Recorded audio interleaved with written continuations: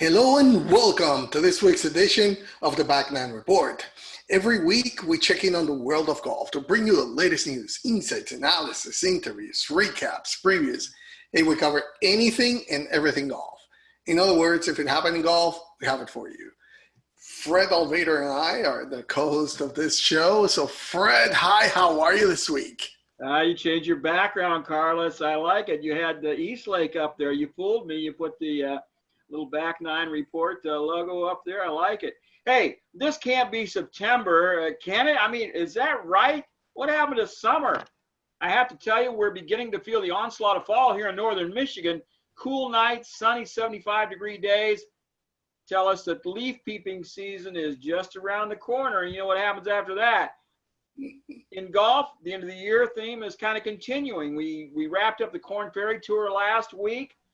This weekend, the PGA Tour is going to finish their season with the Tour Championship at East Lake. This has been a year and a season for the record books for sure. It's just been unbelievable. Last week in golf, we had Jon Rahm beat Dustin Johnson, made some incredible putts. We're going to talk about him in a playoff at the BMW. Austin Ernst got a victory in Arkansas, and everyone that qualified for this week's Tour Championship is a winner. They're going to get a really big check, Carlos. Lots of golf to talk about, so let's go. Let's go, and really we have to start talking about what happened this past weekend, and I have it back here. See, that I'm changing things for you, Fred. Oh, look at you. This is technology. Yeah. Okay. Hey, we're getting better every week. We start adding things. Yeah. You see the BMW Championship and this big two. They really, I mean, if there would have been fans there in this tournament at the BMW Championship, I about jumped off the couch twice. Not once, twice. It was unreal. I mean, the show that these two put on. I mean, you would have said, okay, after Dustin Johnson did that putt on 18, oh, wow, that's it. He got it. But no, Jon Rahm, he dropped the mic after because he won his 5th PGA Tour title. It was stunning, really stunning. I mean, he held a 66-footer, and it wasn't just a 66-footer just straight up or just with a little turn. No. Okay, he had to go straight, and then that thing started to go on a curve down dead straight on. I mean, it was like laser focus. It had like a magnet trying to get it there. I mean, that was as good as it goes. And it wasn't the only good birdie he made. He had to make brilliant back-to-back birdies on the back nine, shoot 64, which, by the way, was the lowest round of the week. Got into the clubhouse at 4 under par, and at that point, we were texting like we usually do, and I tell you, they got to come and get him now. And that's what Dustin Johnson did. I mean, it looked like his 5th PGA Tour title was on his way, but Dustin Johnson birdied the 72nd after holding a double-breaking footer, okay, 40-footer to take it to extra holes. So these two were not just simple putts. I mean, they were really big-time putts. But that's when you see Jon Rahm then trump in on the playoff after holding that 66-footer on the first extra hole. His weekend score was 66 and 64 around what was a brutal Olympia Fields. It was difficult. Nobody was shooting under par, but he did. I mean, it was incredible. It was a stunning comeback. He shot 6 over the first 2 days. So that makes you think, how was he able to do it? Because the way that Olympia Fields was playing, nobody was going to come out from that deficit. But he only made 1 bogey on the weekend, and that came out the 5th on Saturday, where he picked up his ball after forgetting to mark it. He was penalized 1 stroke. Incredible. John, what's going on? What happened there? But anyway, Dustin Johnson for the moment, Fred, and we'll talk about the rest of the field in a little while, holds on to both the world #1 spot and his #1 spot in the FedEx Cup ahead of this week's Tour Championship, which we'll be talking about. He will begin the week at East Lake at 10 under par, with John just behind at 8 under. But there were some other good finishes back there. Joaquin Niemann looked like that front nine that he was going to take it to everyone and maybe break out and win here. But unfortunately, that back nine was brutal for him. He finished on the tie for third. With Hideki Matsuyama, who really always plays good here on the playoff, on the FedEx Cup playoffs, and that's going to be a player to watch in East Lake because he plays really, really well there. Tony Finau finished solo fifth at 1 under. Those were the only players to finish under par. After that, Jason Kokrak at even par, tied with Matthew Fitzpatrick. Brendan Todd was on 8 with 1 over. So I'm going to pass it on with Sebastian Munoz also at 1 over. So Fred, I'm just going to leave it there for now. But what a finish. I mean, this has been one of the most thrilling finish I've seen in years. You know, we've seen some really good golf since golf came back in June. The PGA Tour, we've seen some really good stuff. You know, Colin Morikawa pops to mind, winning a couple times, and Jon Rahm winning at the Memorial, and a couple other tournaments that just had some great finishes. But I'm telling you what, this was really one for the record books right here. You know, and Rahm had to make a long putt earlier in his round on the back nine. He got lucky. He was going to drive it in the trees and going to have a penalty stroke, and the trees spit it back out in the fairway. Then he got it up there and made a long putt for birdie. He's looking at double bogey, and he ends up making birdie. You know, that coupled along with the stroke penalty he had for picking his ball up on the green without marking it, had a little brain freeze there. You know what, is sometimes it's just your week. Sometimes you just got it, you're going to win, and that's kind of what happened. But to me, one of the most impressive things was Olympia Fields. It was a U.S. Open type setup. It was perfect practice for the upcoming U.S. Open next month, actually. You know, I thought I don't remember Olympia Fields being that good. I know it's a great track. I mean, I know it's a wonderful golf course, but I thought it really did well. You don't hear too many people talking about rolling back the golf ball after last week, do you? Even though they're hitting it long. I mean, there was how many drives? 29 drives or some such thing, over 350 yards or something. But that golf course played tough. Nobody's tearing it up. So USGA, PGA, whoever, take a lesson. There's how to set up a golf course right there, how they had that baby. Dustin Johnson played great. I thought this was his to win. You know, he was enough holes behind. He had holes to play. I figured sure he would get that done. But Rahm played fantastic, posted that score early, and nobody could quite, you know, Dustin had to make that unbelievable putt on the 72nd hole just to tie him to get into the playoff. Those putts, I just can't say enough about them. They were unbelievable. The putt that DJ made and then the putt that Rahm made in the playoff to win. Yes, that hole was down in a bowl, but they had to come over the ridge, and then it was a double breaker. It was down one way, and then it came back. Mm-hmm. Unbelievable putts. Dustin Johnson, as you say, hangs on the number one spot in the world golf ranking, gets the number one spot. He gets a 10-stroke handicap going into the Tour Championship this week. Mackenzie Hughes, that was fun watching him finish, right? He had to, you know, he's got to make par. He's got to make par on the 72nd hole to get into the top 30.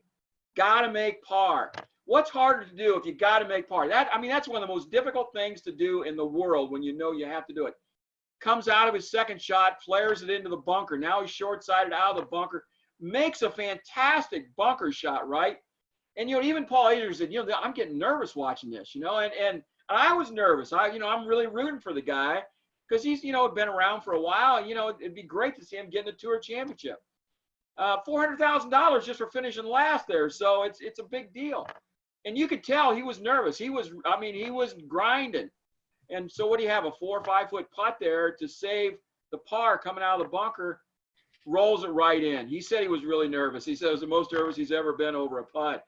But he rolled it right in. You know, he said, you know, I just told myself I've done this a million times. I've practiced it. Just hit the putt and it'll go in. And that's what he did. That to me was as good as anything right there. Those guys that are around the number 30 there were really good. How about Corey Connors? 3 putting, making bogey at the last. That lets Billy Horschel get the number 30 spot and bumps Adam Long out. Adam Long's first guy out. Now he's going to get a nice check. He's going to get a nice bonus for being 31st, but you know, he doesn't get to go to the Tours Championship. So, Carlos, this was really a good thing. Let me talk about one more thing, and I'll turn it back to you for a minute. But, you know, we didn't talk, there wasn't a lot of talk about Tiger this week. He was there, he was playing. Yeah, we kind of saw what he was doing. But to me, Carlos, when you stop and think about, here's a 44-year-old guy with achy knees and a bad back, only played in 4 regular season events this year. Only 4, okay? Still managed 1 win, a tie for 9th, didn't miss a cut. He made the other 2 cuts of the other 2 tournaments he was in, gets into the FedEx Cup Playoffs at like number 57 or something. So, and he plays good enough at the Northern Trust to get into the BMW. So he's doesn't make it top 30, but he still finishes 63, right?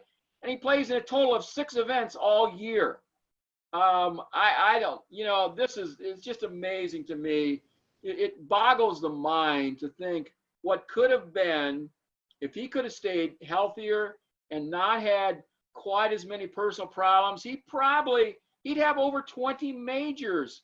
It's beyond the imagination. I mean, he would have 100 and some wins because he's lost about 5 years over the last 15. He's lost 5 years.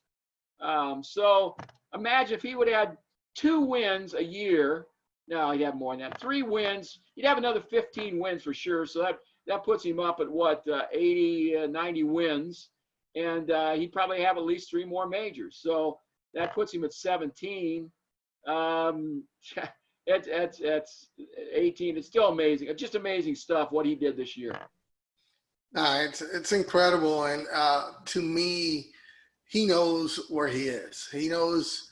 I don't think he was playing for anything here on the FedEx Cup. I keep saying this event's for him were to get something on his legs right now, some repetitions that he's not been able to do. I mean, the pandemic on itself put him out of any way for him to prepare. So we know that the U.S. Open is in a couple of weeks. That's one of the things that might be on his mind, and the Masters, of course, after that. So we know that he's going to try his best to be at the best form that he can. I mean, right now, if you see, he was one among the 40 players, among the top headliners. We could say like Patrick Cantley, Matthew Wolff, Gary Woodland, Bubba Watson, Jason Day, were some of the names that missed out on being on East Lake this week. And you can make a case for each one of them. Also, I mean, it was interesting also to see the dynamic of all those players that were under Billy Horschel, because Billy came into 30th place. He stayed there. So he was able to maintain it, like you say, because Corey Connors didn't do it as well. But hey, another one, that 9 of the players that were behind him directly, 9 out of the 10 players behind him, all of them recorded under par 4th rounds, but none of them were able to collect enough points to overtake him. Adam Scott at once looks like he was close to obtaining that 30th, but he fell apart on the back 9. He got those 2 bogeys and a double bogey in his final 4 holes. Unbelievable. I can't believe. I thought he was going to make it, but hey, didn't. Like you mentioned, the drama just above him. Mackenzie Hughes needed that par on the 18th to secure the 28th position. He had missed his last putt, and he would have fallen out of the top 30. That last one would have gone to Adam Long. But the biggest movers, Joaquin Niemann, had me very excited. I mean, I've been high on this young guy. I was like, yes, this is it. I don't want to talk about his back 9. Hideki was playing well. Niemann was playing well. You were on the edge of your seat. I knew. I was like, yeah. I mean, it took those 2 putts to make me forget about them. It was amazing. But Joaquin Niemann, I'm telling you, watch out. He's getting there. The other one, and he moved from 31st to 18th. So He's going to be in a very good position to challenge at Eastlake. I think he's going to do very well. Tony Finau also made a big move from 29 to 20. He played very well. So now, Fred, I mean, the players that did not qualify for this 30-man tour championship have to have their sights on the U.S. Open, which is going to be September 17th to the 20th at Winged Foot Golf Club. But it was an amazing tournament. I think that if there's going to be anything like it at Eastlake, it's going to be really, really interesting to see these finals on the FedEx Cup. Couple things. Joaquin Niemann.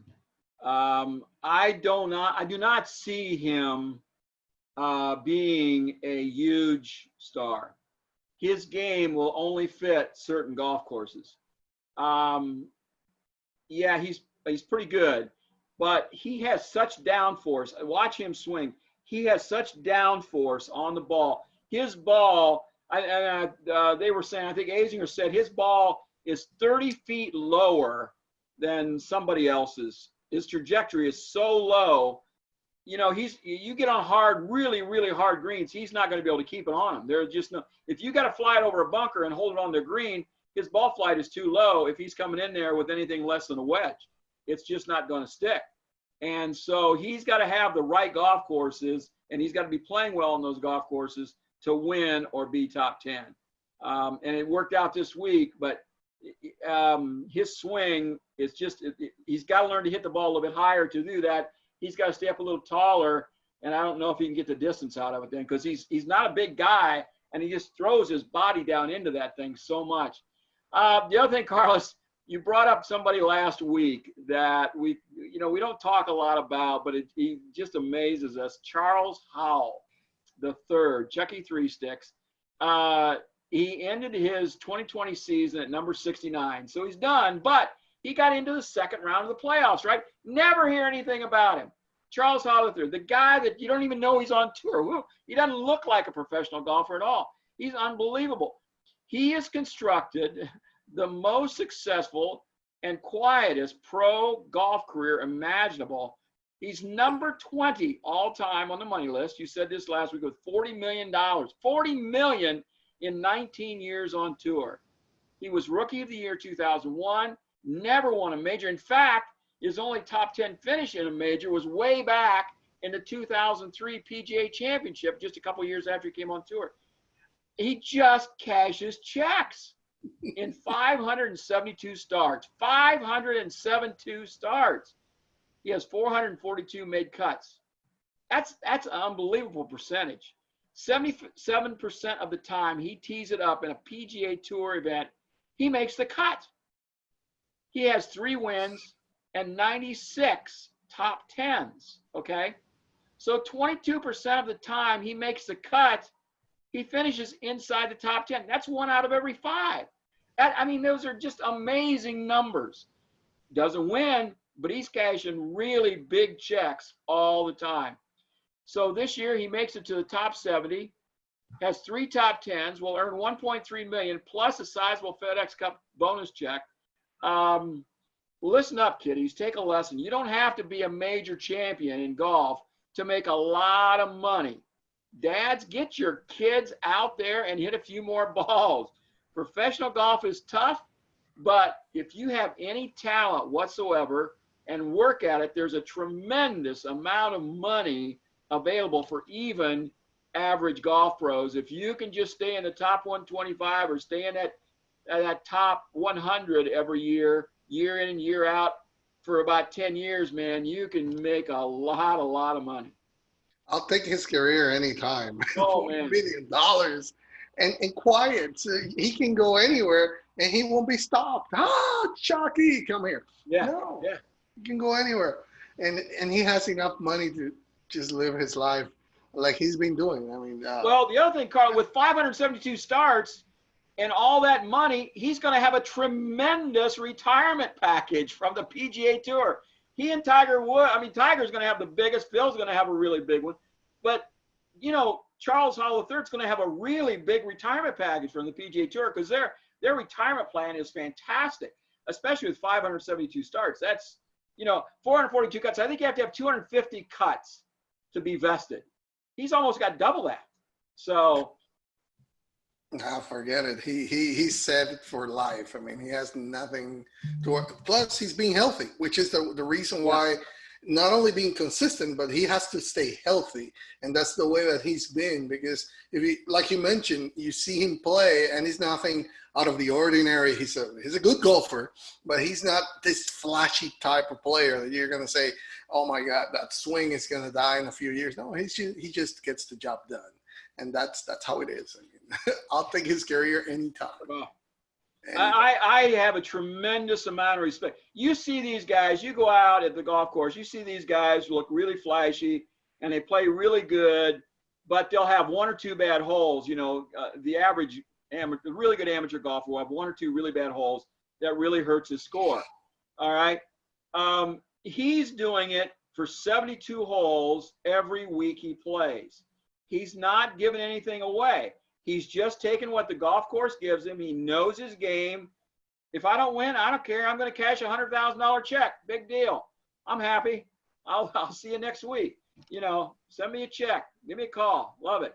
So I have a tremendous amount of respect for him. I think it's a fantastic career and probably doesn't get enough notice for what he's done. And he should be recognized for it. I mean, he's a great guy and a great player as well. Hey, now let's move on to the ladies. And this is a name we haven't talked in a while atop of the leaderboards. And there's a reason why, because Austin Ernst had not won on the LPGA since 2014, which was that breakout year for her. But in breaking that streak on Sunday evening at the Walmart Northwest Arkansas Championship, she had to derail the ending of another such streak because she fired a closing 8 under 63 at the Pinnacle Country Clubs in Rogers, Arkansas. With a 2-putt birdie on the par 5 closing hole, she effectively closed out Anna Nordqvist, who had taken the lead with a second round 62. Was amazing play there. She was looking also for her first win on the LPGA since 2017. So to be exact, for Austin Ernst, it was 143 starts that she was without winning.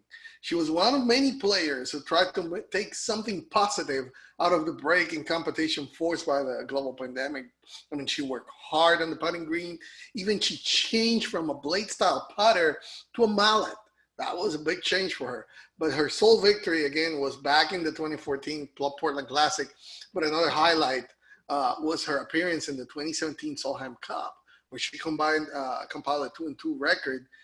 Interestingly, she played alongside Angela Stanford, an assistant captain for this next year's Solheim Cup, in the final round at Arkansas. So, that was a good showing for her. You know, the significance of that didn't even cross Ernest's mind. She said afterwards, still, she put on an impressive showing there.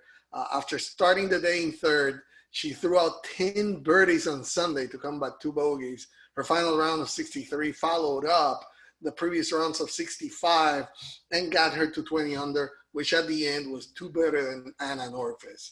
For her part, Nordqvist hadn't made a bogey all week until she reached the back 9 on Sunday. And honestly, I thought it was Anna Nordqvist's week. Unfortunately, in the back 9, I mean, she lost ground with bogeys at 12 and 14. Birdie 16 to have a chance coming up on the final par 5. She needed a birdie there, but then when she settled for that par in the final round 69, she found herself 1 shot short. Stanford and Nelly Korda finished at 16 under, close behind on what became an exciting Sunday. Jenny Shin and Se-Young Kim tied for 5th, another shot back. There was another race going on in the final round of Arkansas too, you know, because there were 2 spots in the 2020 U.S. Women's Open were on the line for players inside the top 10 who weren't already in the field. Shin claimed one of those, and the other went to Catherine Kirk, who secured a T7 finish. Gutsy 2-point par there at the 18th. She from Australia will play in her 16th Women's Open. It will be her 11th appearance for Shin, who finished T10 in 2014. So Fred, Austin Ernst, I can't say it's a blast from the past. She's a young woman, but it had been a long while since we have seen her in the winner's circle. Yeah, you mentioned Anna Nordqvist. I did not get to see hardly any of the Northwest Arkansas tournament over the weekend, and I happened to catch a little bit of the replay of the second round for about an hour today. And Anna Norquist was just playing fantastic while I was watching. She was just striping every iron, she missed one fairway by like 6 inches all day. That was it, okay? And she was just nailing these irons, just covering the pins. And she just was having these tap-ins. She was on like a 59 watch or something because she shot like a 30 on the front nine. She was 6 under. Didn't keep it going on the back, got into a bunch of pars, but she was playing really well. And the other point I want to make about her is she looks really fit to me. She must have spent her time working out during the quarantine period when the tour was down, because she looks really good shape to me. She looks really strong. So I'm going to make an early call here for the ANA next week, not this week, but next week. I think Anna Norquist is going to be one of the favorites going into that. I like her a lot going into the ANA Inspiration. But let's talk a little bit more about Austin Ernst. She is 28, so she's still a young woman for sure, but she's been out on tour since I think 2012. So this is her like 8th or 9th year. She played collegiately at LSU. She was the 2011 individual NCAA champ. She's pretty consistent. She's had 24 top 10s this is her second win. She also won the 2014 Portland Classic. So it's been about 6 years since she won. She won that in a playoff over IK Kim. She is in a hot streak right now. She's coming off a 5th place finish at last week's AIG Women's Open at Royal Troon. So evidently that gave her some confidence. She came in here and really put on a really good round on the final day. She was on the 2017 Solheim Cup team, and with the high finish last week, which was a major, and then this win this week, it's going to bump her right up in the standings. So she's got a really good chance of being on the Solheim Cup team next year. So, and then I talk about the ANA Inspiration. She's one of the hottest golfers right now. So Austin Ernst and Annika and Norquist, I like how they're playing. And the other thing I saw was I got to see Nelly Korda on a par 5. She had a 290-yard drive. 290 yards. Now, she's a stick. There's nothing to her, right? And she's got I want to say 245 or something to carry the ditch to get up to the green. And, I said, I'd come here to play safe. She nails this thing. She basically, it's a par 5. She misses the green to the right. She ends up making a bad chip, ends up making par. But she can really hit a long ways, Nelly Korda can. So there is some great talent on the LPGA, Carlos. I've missed watching them so much this year. Yeah, you see again, I have here. You see how I'm changing things? I was going to make a comment, and I got tied up with Anna Norquist, and so I'm impressed. I'm very impressed. Yeah, but now let's change it back. Okay. Let's get to East Lake. I just wanted to start, the playing around so you can see how things. I like it. We can do things, but anyway. I got skills. I got mad skills. They pay me. Don't try this at home. I'm a professional. Okay. We'll see. We'll see. Anyway, now I've been waiting to talk about this one because I said about Rasmus Højgaard. I mean, I just like saying his name also. I mean, I said it, this guy, the sky's the limit with him. Watch out. And hey, he just became only the second teenager ever to win twice on the European Tour. He's 19 years old, so he doesn't have much time left. He didn't have much time left to do it, but he edged out Justin Walters in a playoff at the UK Championship as the European Tour's UK swing drew to a close. It was a dramatic final day there at the Belfry. The 19-year-old from Denmark came from 5 strokes back to finish level with Walters and 14 under par. He shot 7 under. 7 under on day 4. Okay, he highlighted by 2 birdies and an eagle in his final 5 holes. If you talk about going for it, that was it. Walters, on the other hand, looking for his maiden European Tour title, will be ruining his triple bogey on the par 4 8 That was it. I mean, he drove it out of bounds. Then he missed a 3-footer. I mean, how can you do that? But anyway, that's what happened to him. When the contest went to extra holes, that's when Hojgaard held his nerve. Consecutive pars down the 18th with his South African opponent making a bogey on the second trip back down the last. So that became for Hojgaard the first player born in the 21st century to come through qualifying school last year and won his first European Tour title in just his 5th start, which was also in the playoffs. So, you know, he likes that spot. That was at the Mauritius Open. Italian Matteo Manassero is the only other player to have captured 2 titles before turning 20. So Fred, I tell you, this kid can play. And he's, I know there hasn't been a lot of big-time players playing right now there in the European Tour. But, hey, Benjamin A. Bird finished 3rd. Martin Keimer, veteran, playing well on the UK swing there. It seems like he's revived. He finished also tied for 3rd. Bernd Wiesberger. There has been some good names, some veterans battling there as well. Bernd Wiesberger finished 5th. So I tell you, watch out, Rasmus Hojgaard. This is just the beginning for him. Manassero, boy, there's a name we haven't talked about for a long time. He was a really good young guy, and he's just like disappeared, hasn't he? You know, made a bunch of money early, but he hasn't been able to maintain. Maybe he'll make it back.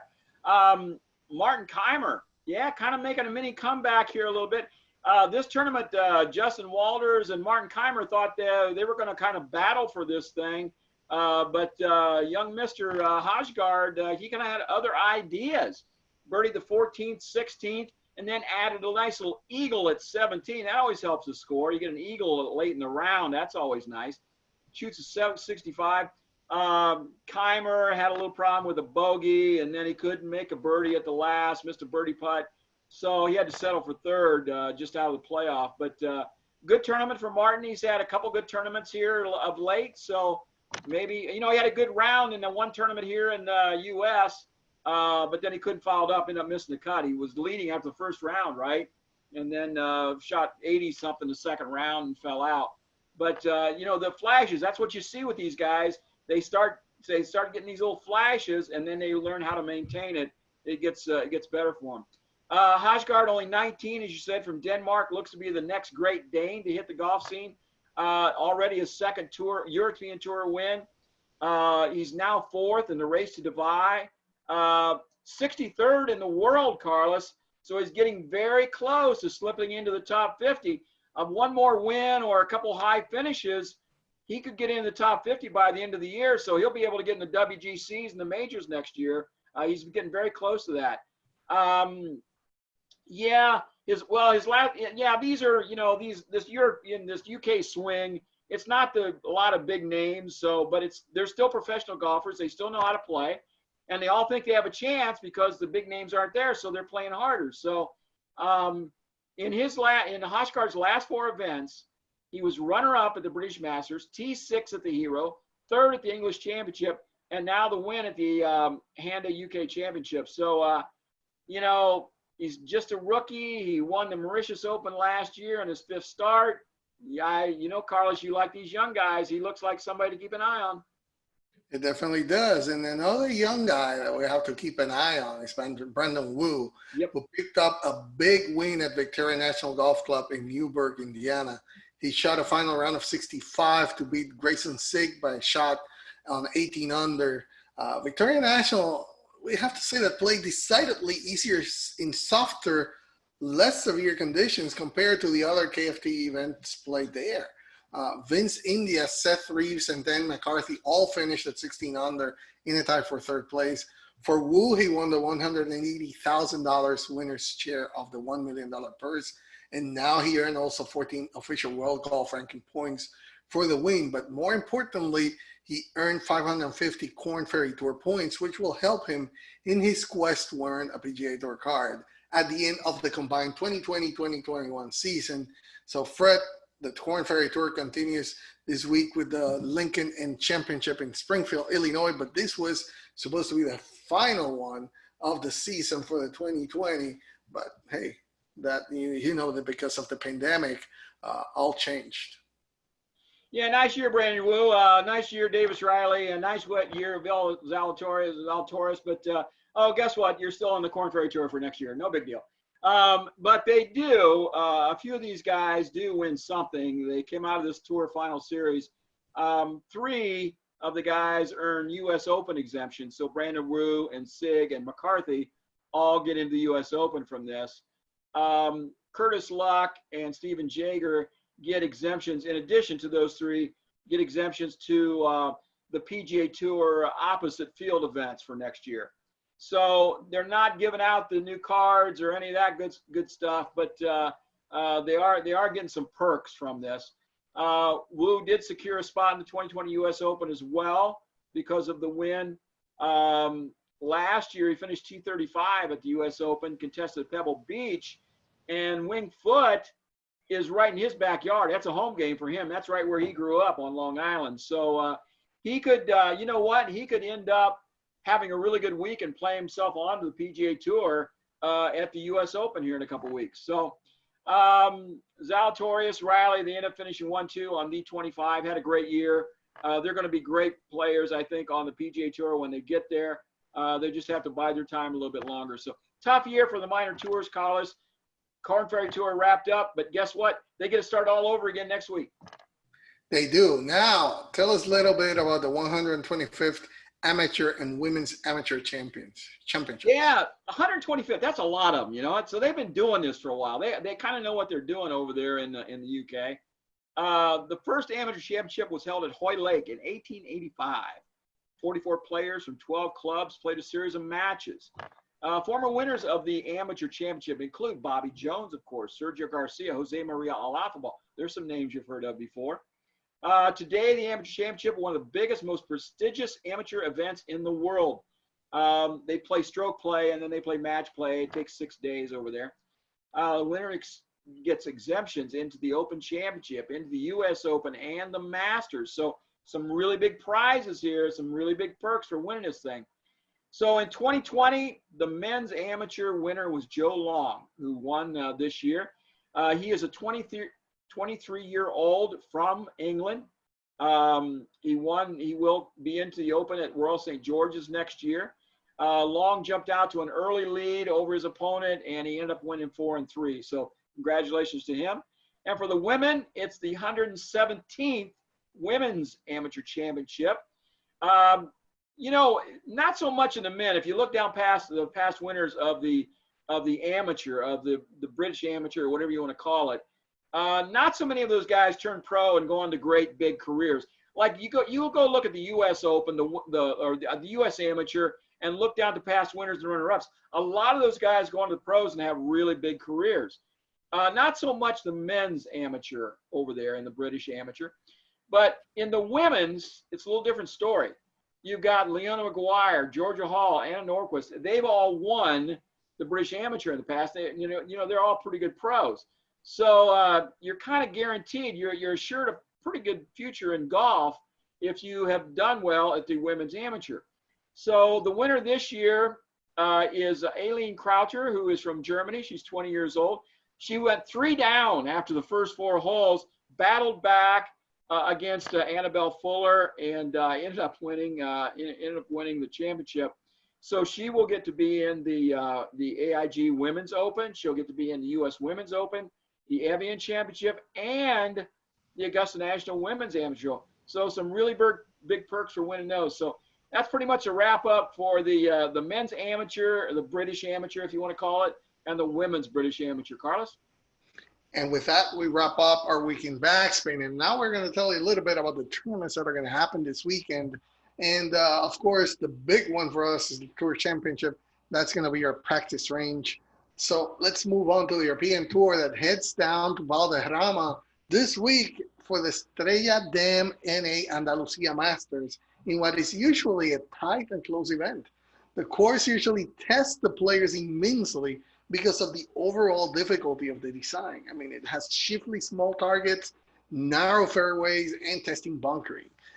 So now, players that are going to be there to look for. I mean, a week from his playoff week victory at the UK Championship, of course, Rasmus Højgaard currently sits among the favorites there. Some other players to look out for there: Thomas Dietrich, Andrew Sullivan, Martin Keimer is playing well, Bernd Wiesberger. I mean, also Robert McIntyre and Adrian Otaegi, Brandon Stone, Fred.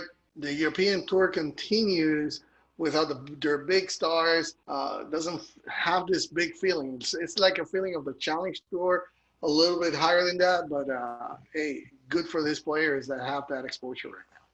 Yeah, I would compare it just to maybe just a half step above a Korn Ferry Tour event. You've got some really good pros. You get a few names of the guys that they aren't qualified for PGA Tour stuff, and so like Martin Keimer or Thorbjorn Olesen, Hoist Luton, and Lee Westwood's going to be playing too. So you got a few names sprinkled in there, but these guys are kind of past their prime, or maybe haven't quite, they've fallen back on hard times. So, but they're still pro events. And the cool thing about this is the first event outside the UK, right? So it's over in Spain. And then they're gonna go to Spain. Then they're gonna go to events in Portugal over the next couple of weeks. So they're finally getting outside of the UK and venturing across the channel there a little bit. Carlos, it's kind of like last week we talked about the Belfry, right? Valderrama. I have some very bad memories of Valderrama. They have held several big events there over the years. It's a really good golf course, as you said. But I believe the Europeans won the 1997 Ryder Cup at Valderrama, and you know who was the captain, right? Seve. So I got some bad memories of Valderrama, and it just doesn't work well for me. Too bad, man. Too bad. You're talking about Ryder Cup stuff, and one of the things that I was thinking about when we were watching the BMW Championship is it had a feeling somehow that Jon Rahm and Dustin Johnson Ryder Cup. So you go like, okay, 1-0 Europe right there. But anyway, yeah, it's interesting that, yeah, those two places that bring bad memories to the U.S. have been played back to back on the European Tour. Maybe it's some psychological thing.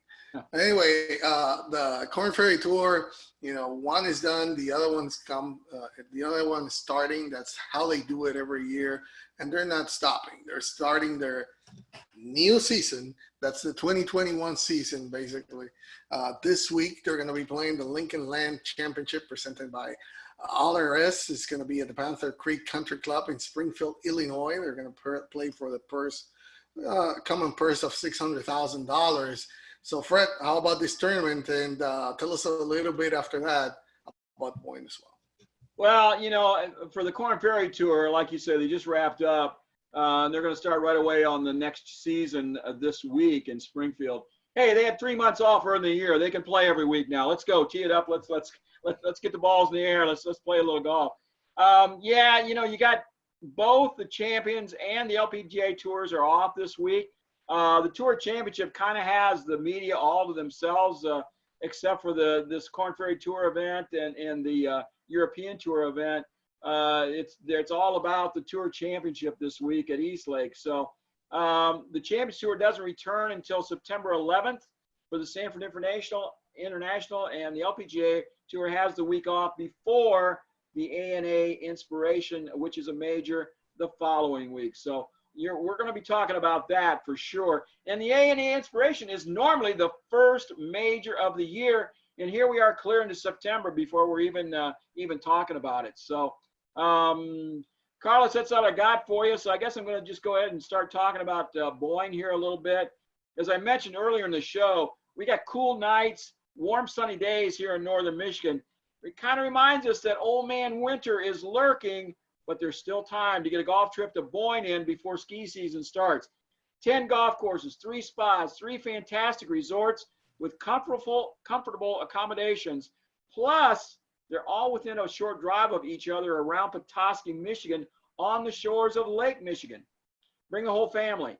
In addition to great golf, there's an indoor water park, a zip line, as well as biking, hiking, fishing. You can do it all up there. Simply visit Boyne, BOYNE.com/golf to book your next adventure to northern Michigan. Tell them Back Nine Report sent you. Carlos, back to you. And with that, we wrap up our forecall or the preview of this weekend's action. Now it's time for our Par 5 news. And Fred, there's some golf business news all around. Tell us a little bit about them. Yeah, a lot of, as we've been talking about for the last month, the golf business is really booming. It's seeing unprecedented growth, actually, the last couple months, June, July, especially. August has been a very good month. Manufacturers and equipment companies are benefiting economically. Sales are up. We reported that last week. The sales are at record highs. Also, the rounds played are surging. So we've got to, as we've been saying, golf is a perfect activity during this pandemic that limits participation in team sports. Golf has that built-in social distancing, and it's been booming all summer. Dick's Sporting Goods, who's one of the largest sporting good companies in the world, who also owns Golf Galaxy, reported their second quarter results smashed expectations, with store sales rising almost 21%. 21%. A lot of that is due to increase in golf equipment sales and golf apparel and golf-related equipment. The golf business has been great at both Dick's and Golf Galaxy, said Dick's CEO Ed Stack on the company's earnings conference call. There's a number of young people who have come into the game because they're not playing football or soccer or some other sport. So they're out playing golf.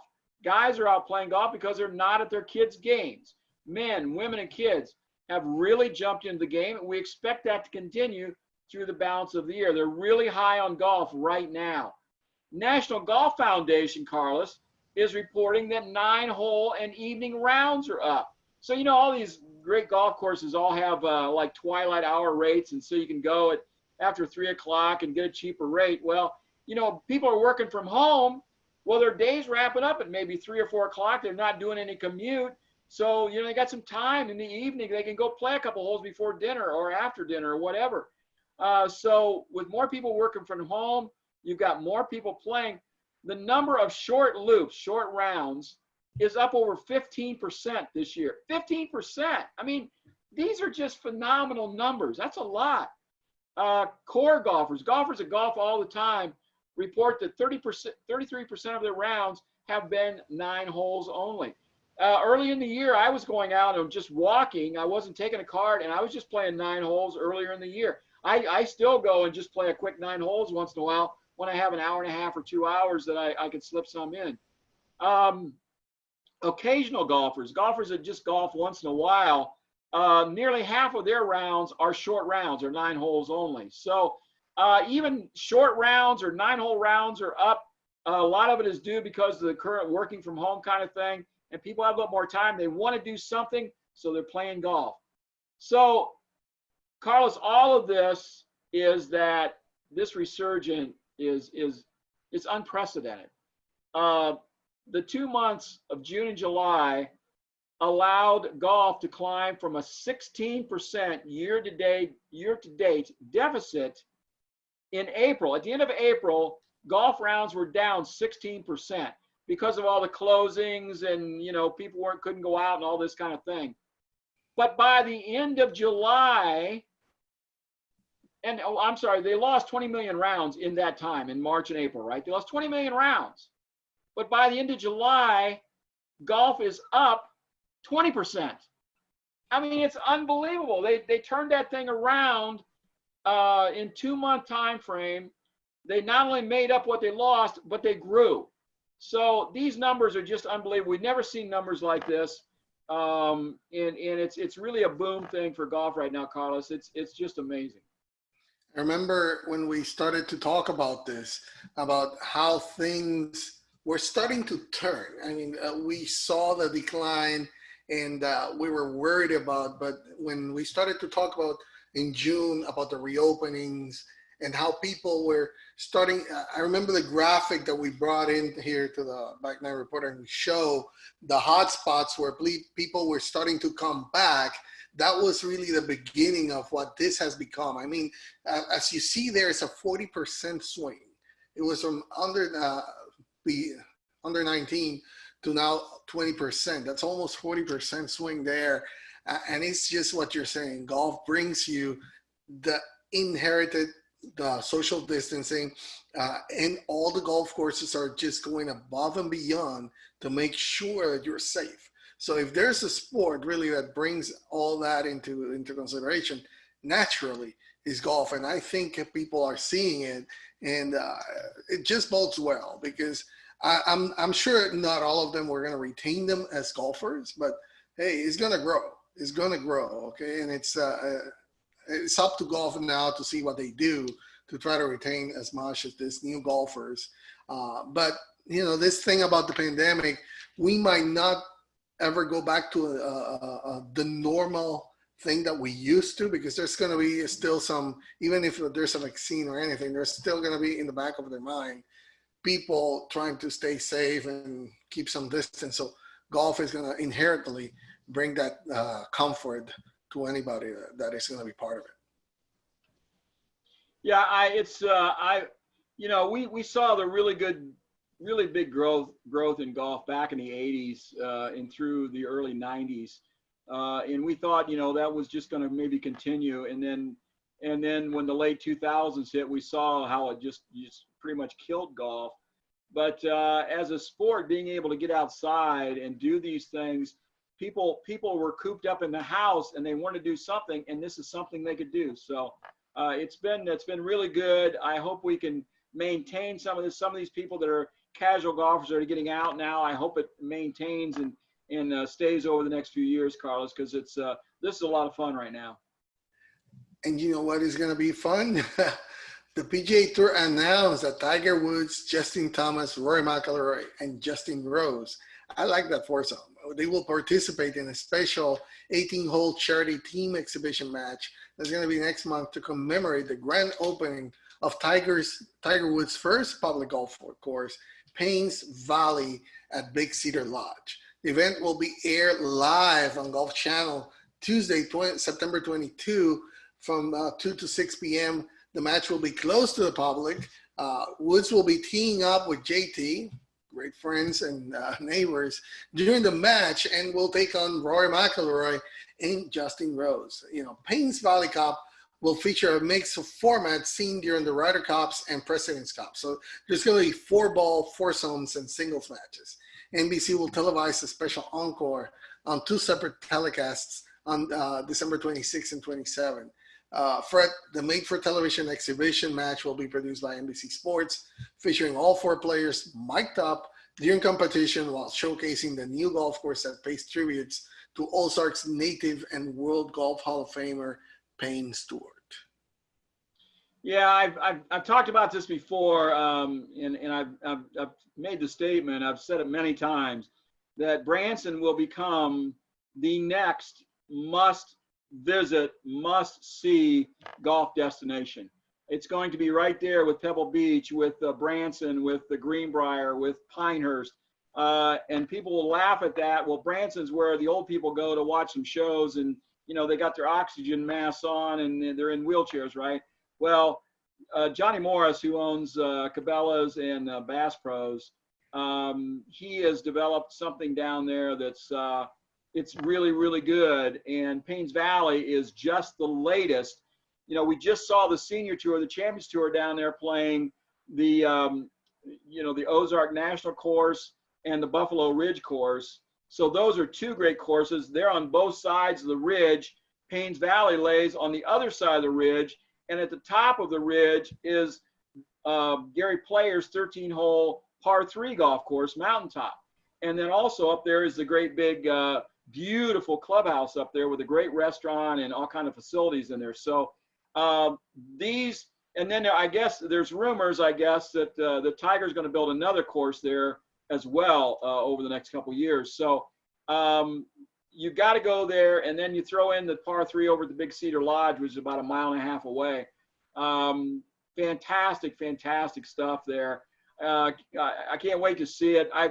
I was there last fall, and you know, we were some of the first people on Ozark National, and then we couldn't get on Payne's Valley, but you could see it. And some of the holes that we played, especially on Mountaintop, you look right down on Payne's Valley right below you. And it looked like it was getting pretty well ready to play back then. So it's pretty nice. And I'm going to try and get down there. I don't know if it's going to be this fall, but I'm going to try. We're going to try and get down there to see it and check it out again, because it's really, really nice, Carlos. Really nice, definitely. Hey, let's talk a little bit about something that you brought up last week, and definitely you brought it up, and it has become a storm right now. We've seen Brandon Chambly, we've seen a lot of players blasted this from happening, and what happens is that LPGA Tour Commissioner Mike Whan says that because Sophia Popov will not be playing in the ANA Inspiration, even though she just won a major. But the LPGA Tour Commissioner, Michael Whan, he said, hey, I'm not changing the rules to allow the Women's Open champion, Sophia Popov, earn a 5-year exemption. He's also unwilling to allow Popov entry into the ANA Inspiration, that the field has already been set for the event that was due to be played in April. He was speaking in a video conference, and he said, and I'm going to quote him, he said, it's the regulation we started the season with, and it's what we'll finish the season with, end of quote. He also noted that the regulations were not changed for the 2019 Women's Open champion Hinako Shibuno. Okay, Sophia Popov has gained entry into the majors for the next 5 years, although she has missed out on a 5-year exemption to the LPGA Tour because she was not a member prior to her victory at Royal Troon. She has not gained entry into the ANA Inspiration and is currently out of the US Women's Open too, as her major exemptions will begin from 2021.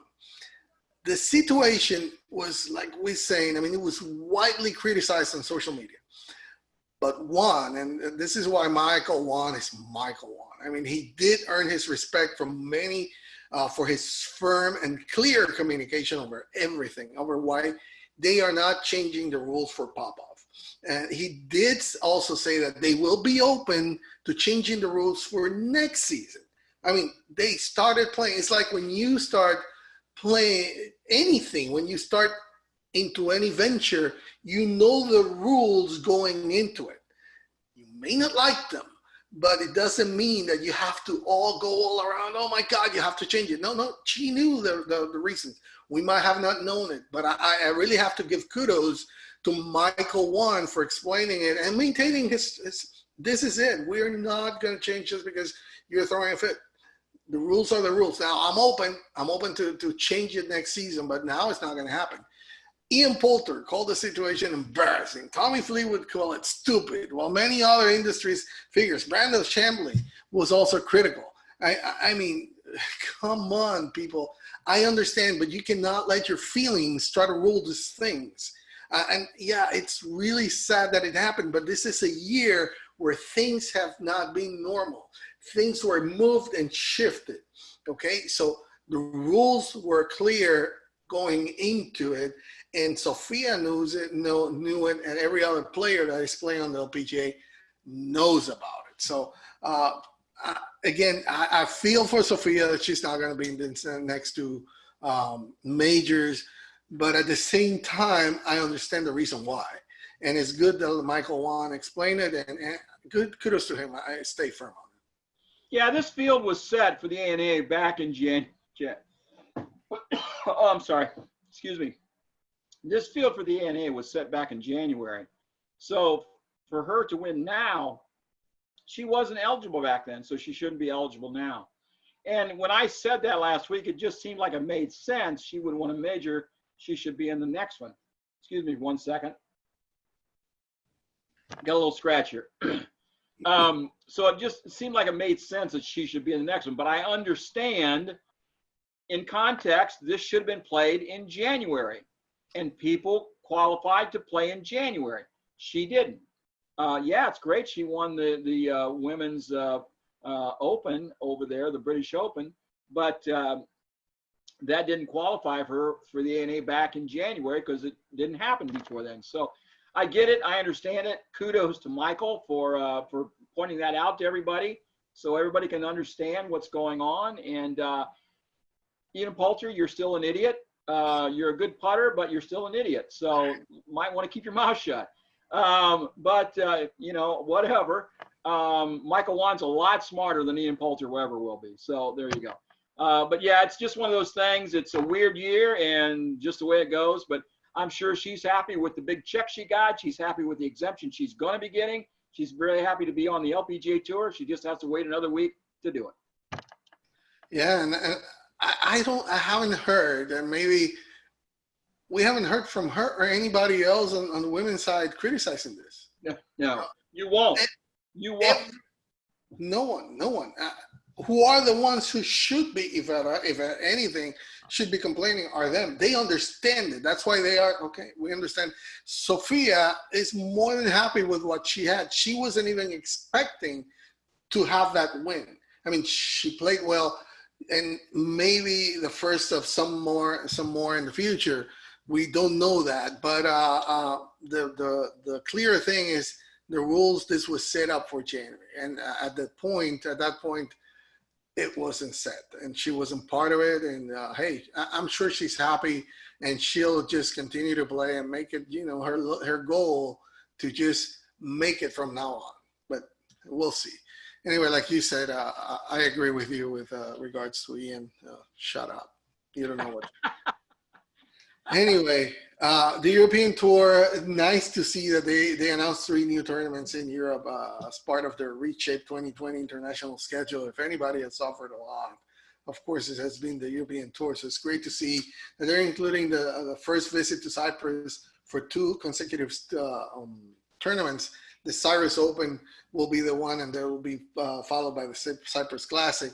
And Fred, that's a tour that's really in need of something. They need to keep going, get their players to keep playing. But one thing that is very important to mention, and I forgot to mention it on the forecall, and you alluded to it, they're going to Spain for the first time.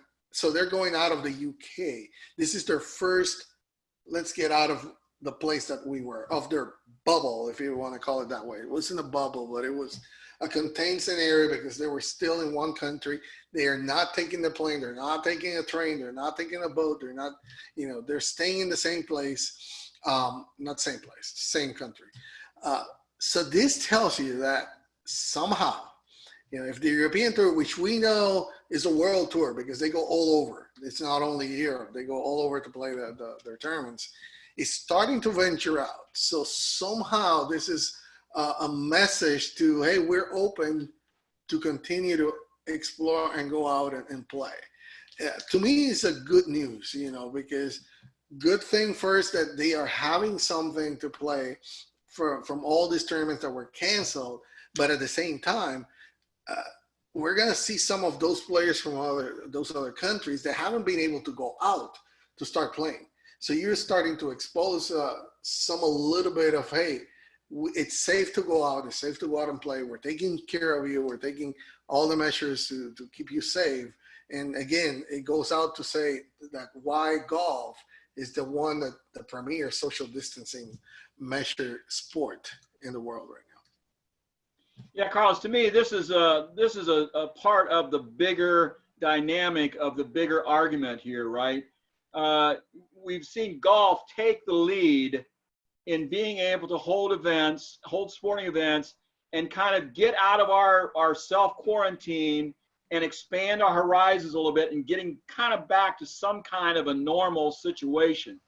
And now we're finally seeing, even Europe and continental Europe, UK and continental Europe, were even maybe more hard hit than we were here in the US from this thing.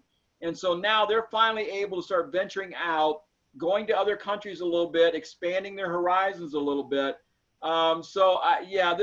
This is all part of the bigger question. And so now, they're, they want, football. I gotta come back to it, right? So we got one state that doesn't have fall football, and another state that's going to have fall football in high school. We got a couple leagues that are going to have college football in the fall, a couple leagues that aren't going to have fall football. Nobody, it's just stupid, this whole thing. And so golf is leading the way and saying, listen, if you follow its precautions, if you do what you're supposed to do, if you be careful, you can do what you're going to do. It doesn't, you know, this thing is okay. We're okay now. Let's get back to what we're doing. So I'm really proud of golf for the way it's taking kind of the leadership role in all of this stuff. And I think it's really kind of cool to see, Carlos.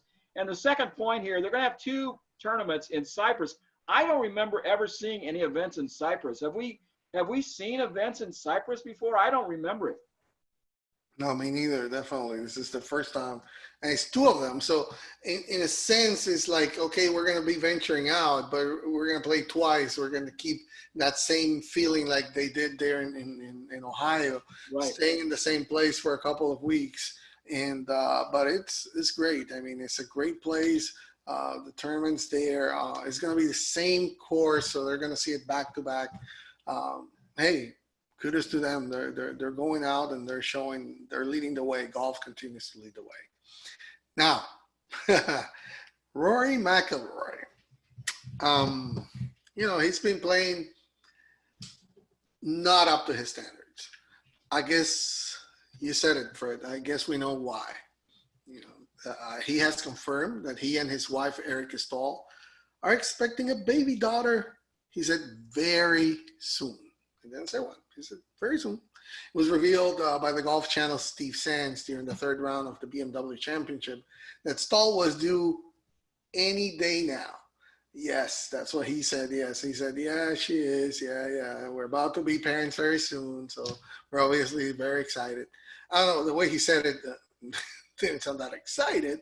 I guess he's not going to have too many nights to sleep afterwards, right? But with the baby on the way imminently, Rory is unsure whether he'll be able to tee it up at Eastlake this week in the Tour Championship, where he will defend the FedEx Cup. And definitely, I don't think that even if he's there, his mind won't be there. So it remains to be seen, Fred, if he's going to be able to play in the U.S. Open at Wingfoot in a few weeks' time. So congratulations are in order, Rory. I was just kidding about this.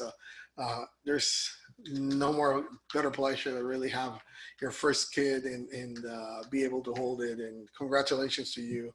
Hopefully everything goes good, well. And hey, if you can make it to Eastlake and to the U.S. Open, that'll be a bonus. Yeah, Carlos, we said this before. That's the thing that we don't know. We see these guys playing on TV, and they're maybe not playing up to their capability. And you know, we've said something was just a little off with Rory since he's come back. He just doesn't have that same flair. He just doesn't have that vim and pep in his steps. So you can just tell that something else was bugging him. And so, you know, if he's trying to travel and play golf, and his wife's back home, you know, he's thinking about what she's doing or where she's at or, you know, what's going on. And it's got to be tough. You know, golf requires a lot of concentration when you're out there. And if your mind's not totally into it, it's not going to work that well for you. And really, to Roy's credit, he's been playing pretty decent. It's just not quite up to his standard. You know, where we were seeing there for about a year and a half, he was top 10ing, you know, like 7 out of 8 weeks, he was finishing top 10. So I'm sure he'll get back to that. Well, maybe. It seems like a lot of these young guys, once they have their first child and things get settled at home, they go back out. They kind of come out with a renewed concentration, and they're glad to be back out there and working to make money. And so maybe he'll come back even stronger. That'll be great to see. But yeah, this kind of does answer some questions about how he's played the last couple months.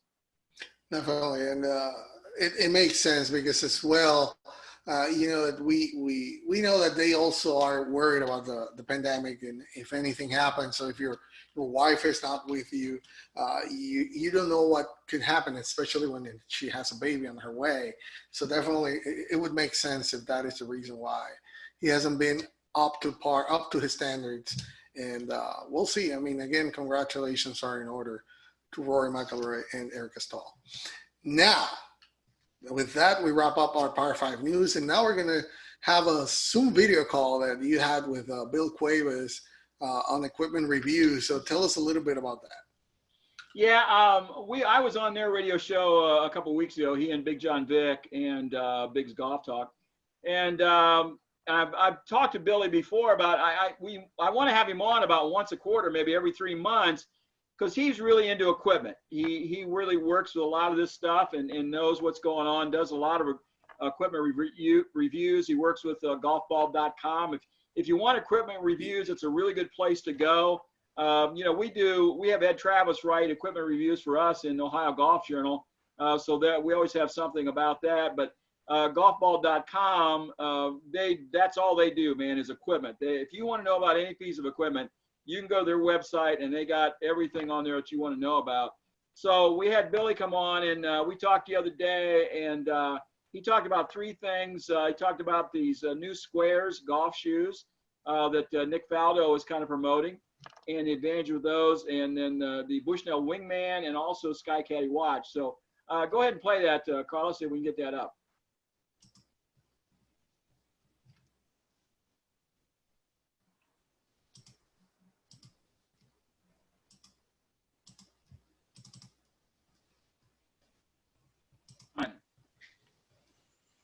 We're so happy to be talking with our good friend, the Golf Father, Bill Cuevas, here with us today on Back Nine Report TV. Billy, how you been? What have you been up to, buddy? Lots of golf. I just got back from Boyne Mountain. It was great out there. 4 days of golf, beauty. I did everything humanly possible out there. It's so beautiful this time of year. See, now I'm really hurt. You were in Michigan. You didn't come and see me. I'm right here. I'm not that far away, man. My schedule was booked. You know how those trips go. I know how those go. Absolutely. Golf, interviews, some more golf and more interviews. That's how it goes. Yep. Bill, we want to talk a little bit about equipment. You do a lot with equipment. You're involved with golfball.com, a lot of equipment reviews there. Mm-hmm. Everybody wants to know about the best, the newest, the latest, the greatest, everything that's going to help them, make them feel more comfortable on the golf course, shoot lower scores, all that stuff. I know you got some stuff for us today. Tell us a little bit about what you're bringing in today. Well, it's fun because in January, my top 3 things at the show, I'm going to talk about today. And I just realized that when I gathered everything together, those are my top 3 at the PGA show in January. So first up was Squares. Met them on demo day. The new shoe that they have, the distance golf shoe. Nick Faldo's part of the group now. He signed on recently. Straka was using them a couple weeks ago on tour, and now he's part of it. And there's a lot more of the PGA Tour pros out there. You're going to be seeing a lot more. It's because they want them, not because they're being paid to do it. And their Squares, it's SQUAIRZ. They are. It's not the red Squares. And now they got proven facts and data that it's the distance golf shoe. And that's what they're going to be pushing now, because independent people were testing the shoe out across the world, and they found out with the foot plates and everything that they actually tried to make the shoe better, and they weren't able. So all the other testing, say somebody tried it with shoe X, and now they try Squares, they were averaging 2.8 miles per hour more. So some people were averaging almost 10 yards more after ball speed just by switching their shoes. And they use their shoes, and then they use Square shoes. Nothing else was done. I mean, they have all the data. Everything's out there. So we knew they were going to be a big hit. They help you line up. They help you line up your shoulders and your square to everything. It was so easy. I mean, it's so easy. It's crazy to think that nobody started this concept earlier. Also, then you mentioned, I should mention, I received my Squares the other day, yes, and I slipped them out of the box, put them on, tried them on, make sure they fit and everything. I really do feel a little more anchored. Now, I've not been able to play since I've got them, but I feel a little bit more anchored to the ground. Yes. Is that kind of a thing with them? It is. It really is. And if you'll notice, I noticed it big, literally on Biggs, Big John. When I saw him swing for the first, I'm used to playing with him, and he usually falls out of his shots because he's not a smaller guy. He's a big guy. So he usually falls out of his shot. One, because the shoes he was wearing, he always has to get bigger shoes to fit the wider foot. With this one, he's wearing his actual normal size. He had no problems, and he was actually able to turn and twist. And when he actually stood on his back toe, which I've never seen before. So I was like, wow. I was like, that's impressive.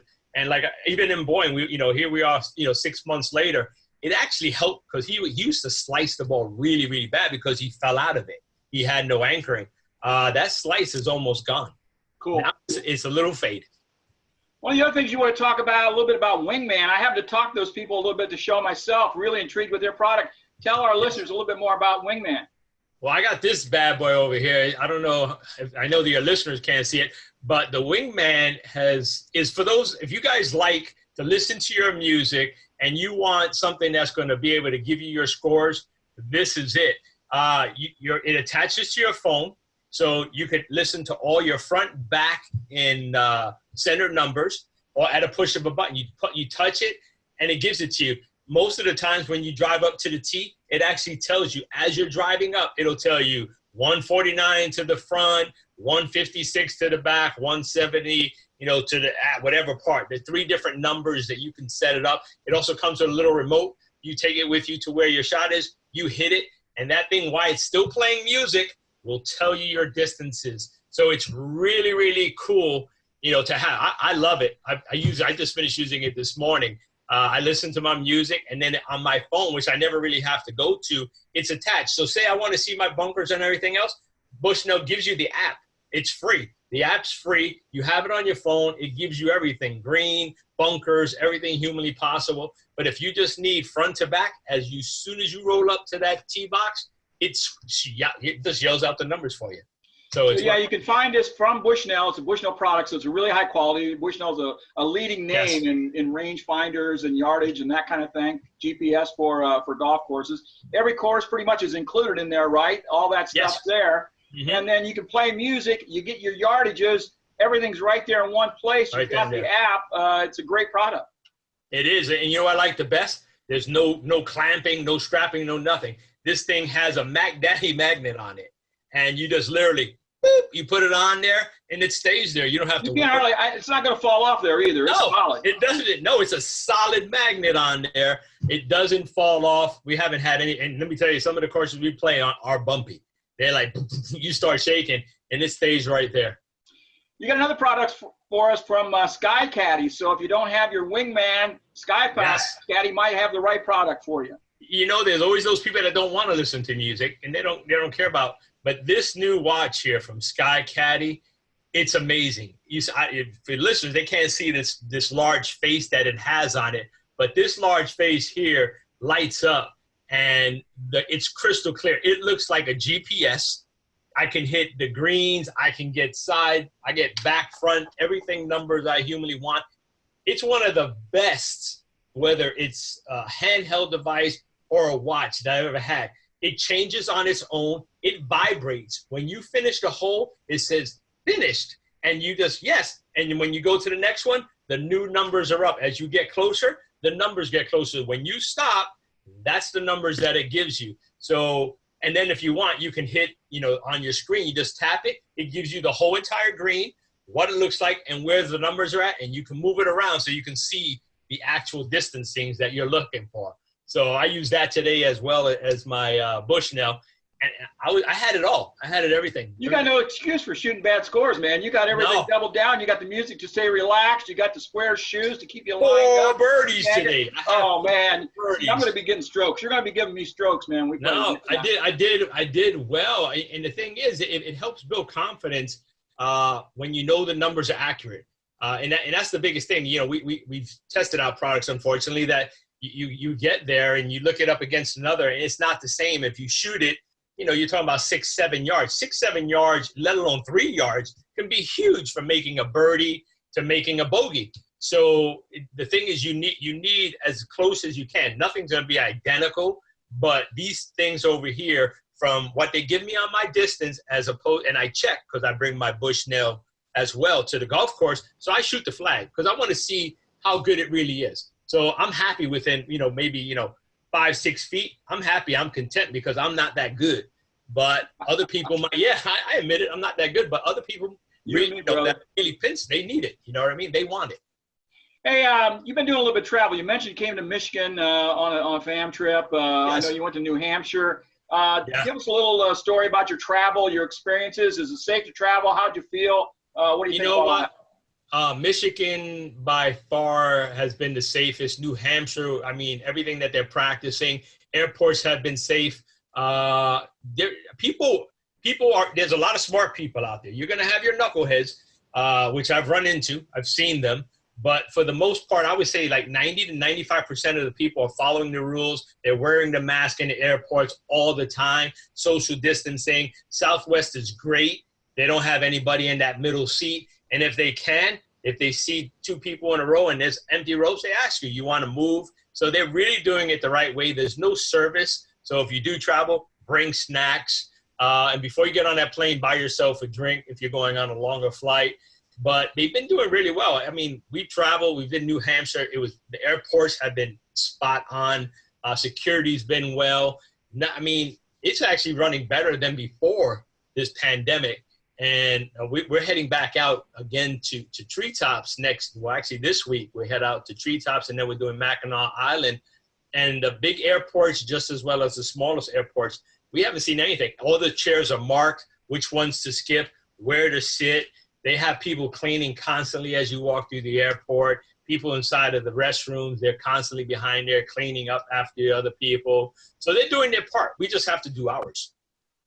Appreciate it, Billy. You can find Bill on bigsgolftalk.com along with Big John Vic. They make a tremendous duo. They're always a lot of fun to listen to. They always got the greatest information. Also, he's the golf father. You can find him on Instagram and Twitter at WCUEBES, WCuebas.com, or just look him up on Instagram, whatever. Billy, anything else you want to share with us before we let you go today? Nah, I appreciate being on. You know, you're one of our favorites. We had you on a couple of weeks. I'm glad to be on your show. I always want to be on your show. I want to be everybody's show. I want to spread love, you know what I mean? And don't forget, there's charity that's out there suffering. Folds of Honor, cancer, whatever is your choice. Use golf to help those in need. We love it, Billy. Thank you so much, man. Thank you. I appreciate you. There you have it. That was Bill Cuevas. Always a great interview. I mean, he has so much. He's so charismatic, and of course, we share the Puerto Rico flag on the back. I don't have it here right now because it's like, but hey, that's part of it. But I love the companion. I'm gonna get me one of those. I mean, I want my music. I want it to tell me everything. I'll keep it in the cart. I love that watch. I like the big face watches. So it goes right down my alley. If it helps me, all that he said, I mean, if I can take that fade and turn it into a little fade, that would be awesome. I mean, instead of me having to be, this way. I can help you. I can help you with that, Carlos. I can fix that for you. Not a problem, man. Hey, also, I want to mention the wingman thing. I talked to those people down at the show and did a great interview that we have posted to Back Nine Report TV. So if you go over to either YouTube or Roku, you can search for that on the interviews. The guy did a great job talking about that product and what's capable. It's one of the hottest selling things out there. And you know what? That's one of the most watched videos that we have. That wingman with the Bushmill wingman video on Back Nine Report TV. I can see why. I mean, I want one. I'll get it. But anyway, with that, we wrap up our VIG, very important guest of the week, the golf father, Bill Cuevas. Now let's talk about our practice range, where every week we pick a topic and each one of us takes our own shots at it. And this week, of course, is the end of the season of the FedEx Cup for the PGA Tour. The BMW Championship is in the books. The FedEx Cup points, they have been calculated, and we know that 30 golfers are moving on to the Tour Championship at East Lake Golf Club in Atlanta this week. Now, after the conclusion of the BMW Championship, the golfer ranked number one of the FedEx Cup points list is starting the Tour Championship with a score of 10 under, a reward for accumulating the most points throughout the season. That golfer is Dustin Johnson. Jon Rahm, winner of the BMW Championship, will start in the second position, 2 shots behind at 8 under.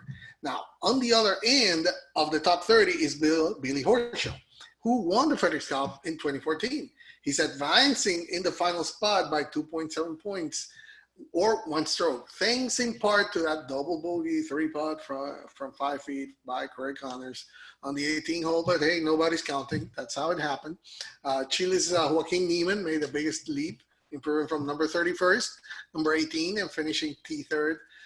Canadian Mackenzie Hughes also jumped from outside the 30 to inside this week, vaulting from 36th to 28th after posting scores of 63, 73, 69, 71 to finish T10. You know, he had to sink that 5-foot par putt with all the nerves on it on the last hole, or else he was out and drained the right to left breaker. Awesome. I mean, finishing in the top 30 not only earned players a trip to East Lake this week, it also makes them exempt for at least 3 of the majors next year, the WGCs and the Hyundai Tournament of Champions. The winners only event is granting invites to the top 30 in the FedEx Cup from having lost 3 months worth of tournaments due to the COVID-19 pandemic. So based on the list of the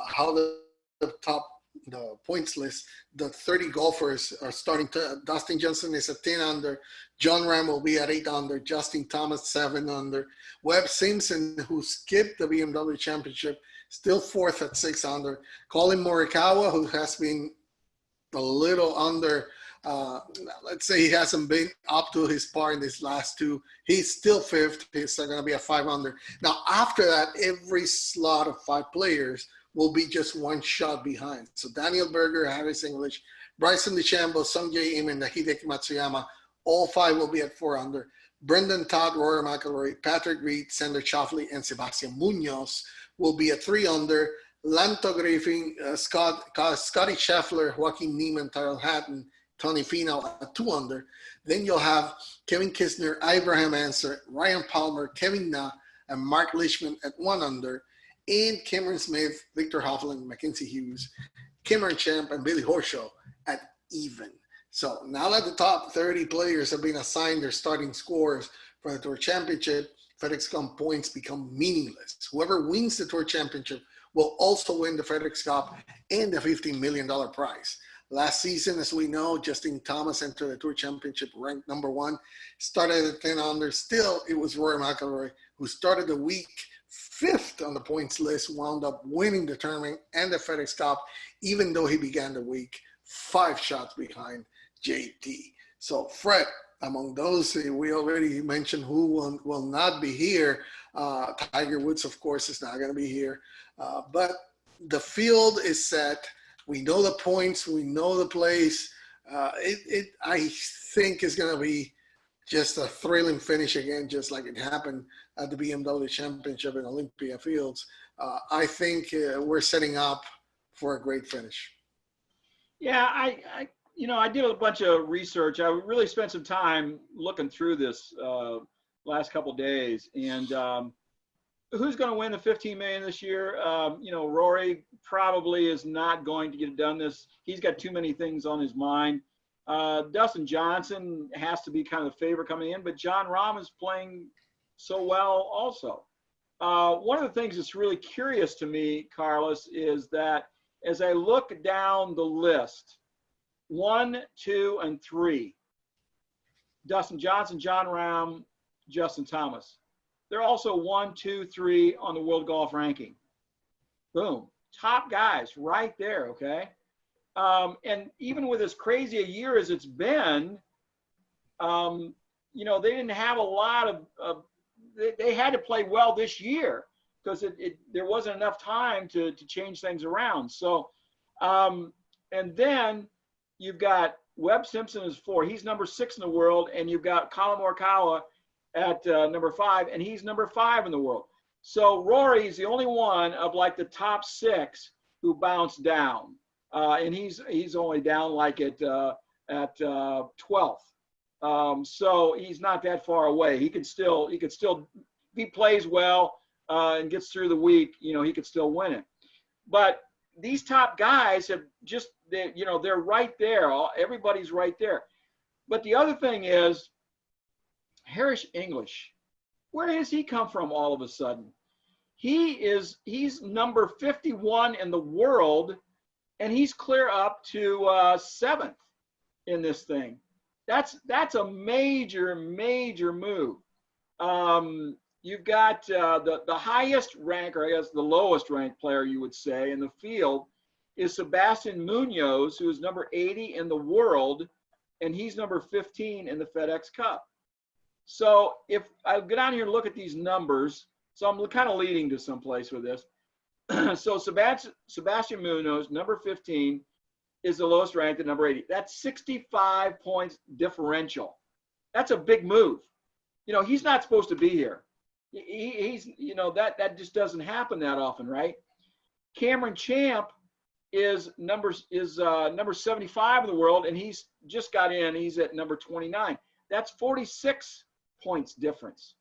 Lanto Griffin, number 16 in the FedEx Cup, is number 73 in the world. That's 57. So, you know, some of these guys have really made a big move. They've gotten hot at the right time. But I come back to Harris English here. He's at number 7 in the FedEx Cup. He's number 51 in the world. That's a 64-point difference. The only one that was more different was Sebastian Munoz, who was put down number 80. So Harris English, you know, we said for a long time, he's a really, really, really good player and just never quite was realizing the potential that we thought he could do it. Maybe he's coming into his own now. Maybe this is somebody that's going to use this as a stepping stone and really, really be a top player.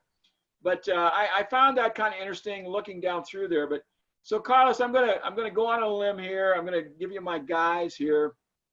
You know, I'm still sticking with my guy, Colin Morikawa. I just feel it. I feel it in my bones. He's gonna have a good week this week. Yeah, he after he won the PGA Championship, he skipped the Wyndham. He missed the cut at the Northern Trust.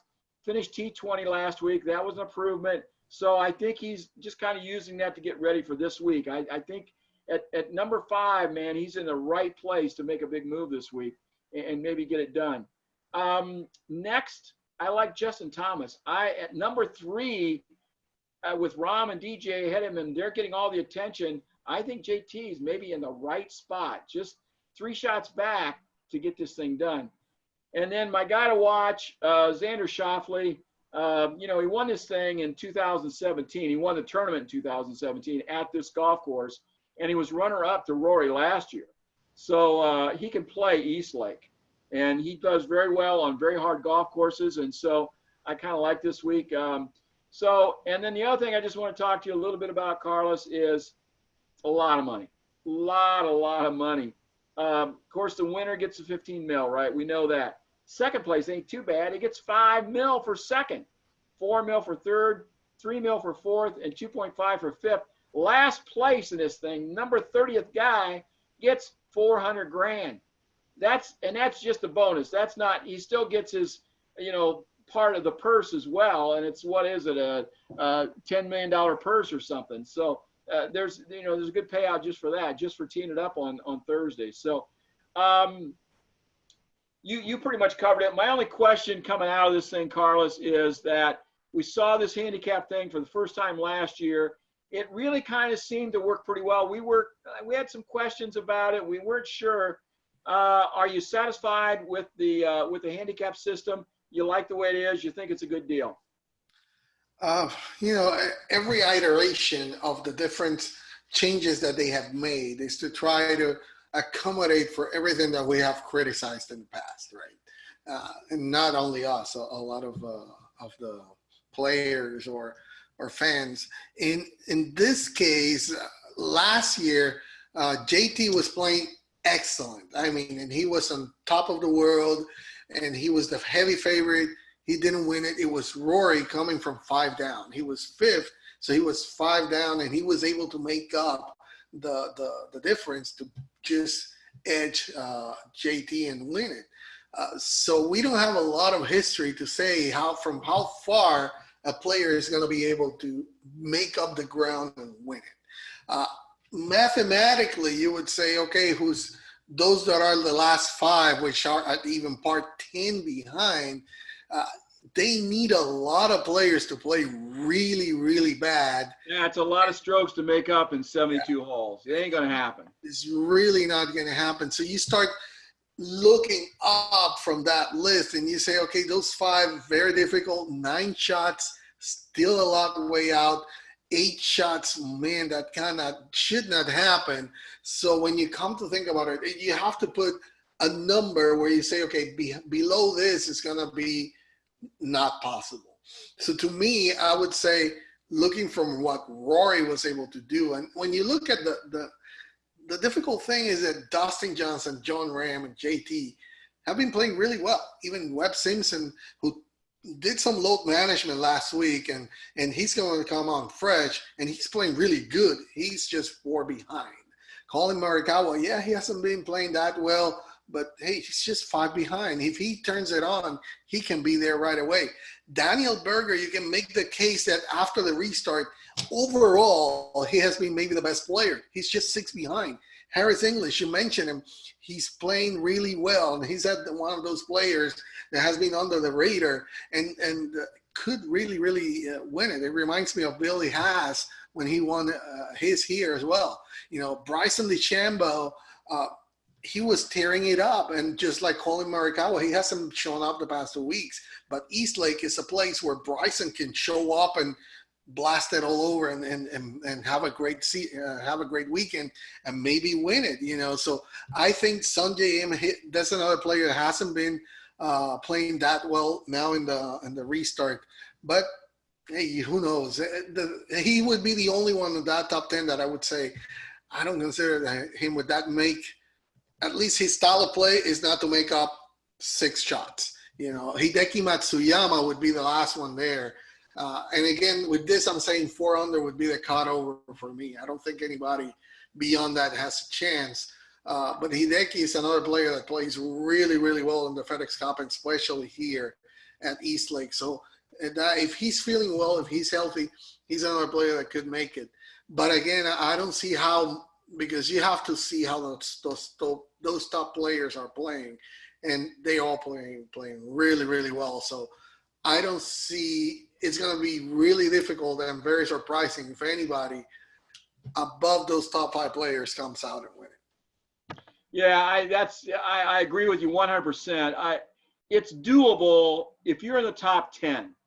It's doable because you're starting 6 shots back. So that's only a shot and a half a day for 4 days. That's doable. Now, some of these guys at the top don't have to kind of struggle a little bit. They've got to have 1 or 2 bad rounds in there, right? But the odds are that the way they're playing, Dustin Johnson, Jon Rahm, Justin Thomas, Webb Simpson, and Colin Morikawa and Daniel Berger, put him in there too. They're all not going to play. 2 of those guys are going to play pretty good this week, right? So they're starting out ahead of everybody else. And if you're going to give them a lead, if you're going to give Dustin Johnson a 2 to 5 shot lead, I will pick him every time.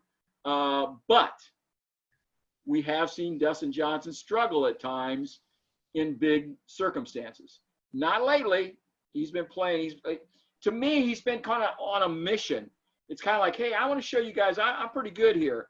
You can take your Justin Thomases, you can take your Jon Rahms, you can take your, Rory McIlroys, but I'm not too bad myself, and I can beat those guys when I'm playing good. And it's kind of like he's saying, I'm at my best right now, and I'm going to show you. So it's pretty hard to bet against Dustin Johnson, and Jon Rahm kind of has that little something special too, that when he wants to turn it up, he can a little bit. So, but I like Justin Thomas, and I like Colin Morikawa. I think in the end, those are the guys you're going to want to watch, Carlos. Yeah, I just think Jon Rahm is riding a super high. I mean, just coming off this win, the way that he did it, his confidence should be just sky high. Coming from that far behind to win the BMW Championship in a brutal Olympia Fields, I think he's playing amazing, and he should be considered to win here. I wouldn't be surprised, like you're saying, just Dustin Johnson is playing great. I mean, he had to come back and tie with an amazing putt to tie Jon Rahm to go into playoff, and then he took an amazing putt like I've never seen from Jon Rahm to win it. So these top 2 guys are on their game. I really don't see anybody beyond that. Maybe it's tough. It's tough the way that they're playing. JT's playing well. Yeah, I just have to say that it's going to come down to those two.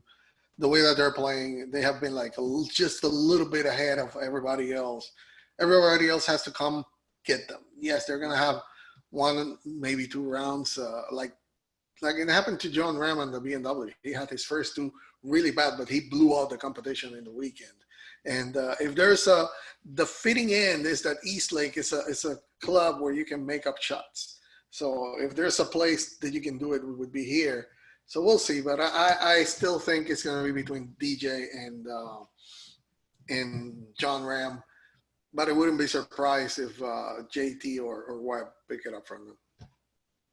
I'm with you. It's hard to see anybody outside the top 5 winning this thing for sure. It's possible. Don't see anybody outside the top 10 winning it. They would have to have one incredible round of like 61 or something in there, and then maybe that would get them in position if they played well on the weekend. But yeah, it's probably going to come from the top 5. Yeah. And with that, we'll wrap up our practice range, our preview of this weekend's action on the Tour Championship, the finishing of the FedEx Cup Playoffs this year.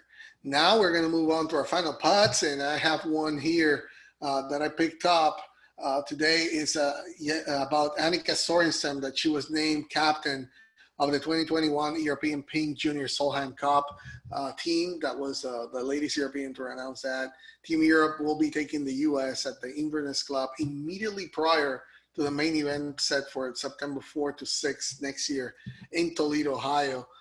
So great. I mean, they're very excited to have Annika lead, be the captain there. Of the 12 players who represented Europe in the 2019 contest, the Glen Eagles team had previously played on a junior Solheim Cup team, including recent winner, AIG winner Sophia Popov of Germany, who competed in 2009 against the U.S. team that included Lexi Thompson and Jessica Korda. So, to be eligible for this 12-person team, juniors must not have turned 18 prior to January 1st of next year or be enrolled in a college program. So at least we know one of the captains there, and they're very excited about it, Fred. Yeah, well, Annika is really into women's amateur golf, and so this is really a perfect thing for her. A couple things I got real quick. Carlos, Matt Kuchar's wife, Sibby, handled the caddy duties for him last week at the BMW. Longtime caddy, John Wood, decided to get off Kuchar's bag. Not sure what he's going to do next. Kuch had his wife out there working for him. Who cares about Scotty Scheffler's 59 at the Northern Trust? That's old news. Alexander Hughes fired a 16 under 55 in Oklahoma. Yeah, it was a short course. Yeah, there was only one 400-yard par 4. There was just a 500-yard par 5. A round included a hole-in-one plus a couple eagles, one in the front 9, one in the back 9. Just your standard little 16 under 55. I don't care how short it was, Carlos. You still got to get the ball in the hole. Kudos to Alexander Hughes for shooting a 55 out near Tulsa, Oklahoma. Yeah, it doesn't care. I don't care what type of course it is. Go ahead and do a 55. Go ahead and try it. So anyway, with that, we wrap up another week of the Back Nine Report. We thank you for joining us. With us, we have to give a special thanks to our VIG, Bill Cuevas, the golf father, for being with us. Don't forget to join us again next week here on YouTube, or if you missed us, you can hear on iTunes or TuneIn also our audio version. So without further ado, thank you for joining us. Enjoy this rest of the week. The FedEx Cup Playoffs finish this weekend. It's going to be exciting, and I can't wait to see who's going to come out on top and be $50 million richer, Fred. Michigan Golf Journal comes out tomorrow, the September issue. Check us out, Back Nine Report TV, Roku, and at YouTube TV. We'll catch you on the Back Nine. Thank you.